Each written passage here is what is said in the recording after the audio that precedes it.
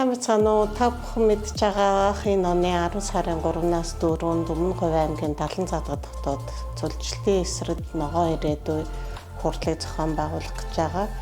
Юуны түрүүнд оюу толгой кампанид талархал илэрхийлмээр байна. Энэ 3 дахь удаагийн хурлын үйл ажиллагаа зохион байгуулж байгаа.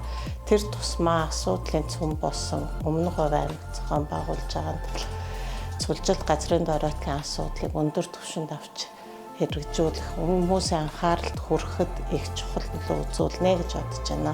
Хурлын үеэр манай байгууллага Нэгдсэн үндэсний байгууллагын цөлжилтөд тэмцэх конвенцийн хүрээнд шийдвэр гаргахад дэмжлэг үзүүлэх мэдээллийн системийг талаар сургалт зохион байгуулах юм. Говийн аймагуд болон цөлжилт газрын доройтлын талаар танин мэдэх, түүний эсрэг шийдвэр гаргахад сонирхож байгаа хүмүүс энэ мэдээллийн системийн талаар сургалтыг хүлээн авч үзэх боломжтой гэдэгт би итгэж байна.